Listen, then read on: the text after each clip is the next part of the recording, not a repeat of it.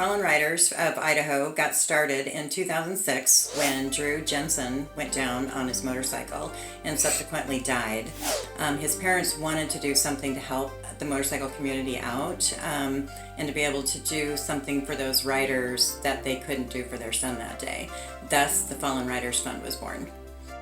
And when that occurred, about 5 years after my son passed away on a motorcycle, I actually met Drew's parents at an organ donation event because both of our boys were organ donors. So Vicki was talking to me in regards to what they had done and why it was important, and so I jumped on board and got involved because that's true. It's not a lot that we could do for our children that day, but what we could do for other riders going forward I thought was really important.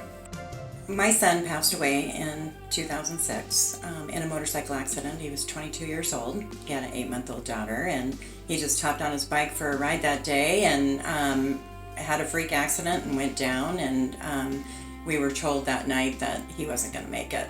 He was an organ and tissue donator, so going through that process with Pacific Northwest Transplant Bank at the time, and yes, Idaho, we really were trying to figure out, okay, keeping one foot in front of the other and moving forward after the death of a child is what can I do out there to help, better our society and our community for motorcycle riders.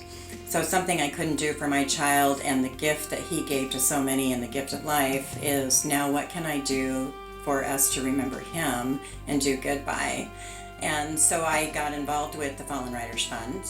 We help riders in the event of an accident or their families in the event of death with monetary needs, immediate monetary needs such as rent, utilities, groceries, that kind of thing.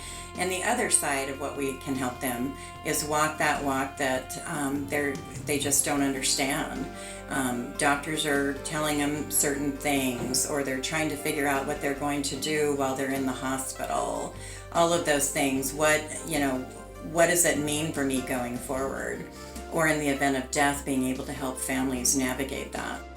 So what it does for me is actually heals my heart by being able to do that moving forward.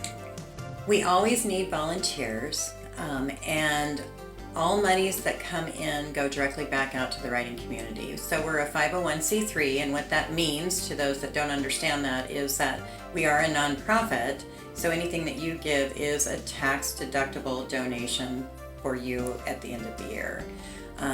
We have a website, www.fallenridersfundidaho.com, and if you go to that, we actually have a donate button. So if you can't make the events that we have out there on social media that we're posting, like summertime beats that we'll do every year in September, in early spring, late spring, we'll be always doing a Fallen Riders Fund run ride, and that is to benefit our riders. So those are the only two events that we do other than the icebreaker run that one of the local clubs does, and all of those proceeds come to us. So if you can't make those, you're not a rider. Everybody knows a rider.